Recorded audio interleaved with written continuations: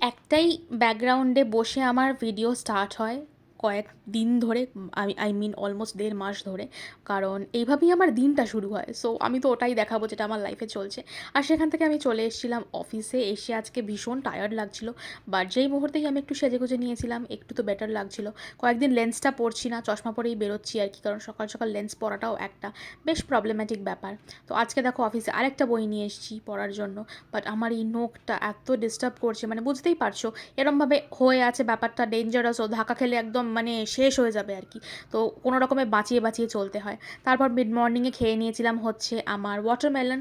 আর আজকে অফিসে আমি পুরো পায়ের উপর পা তুলে বসে আছি, মানে চাপটা কয়েকদিন একটু কম আছে। তো আমি বসে পড়েছি আমার তো বই নিয়ে।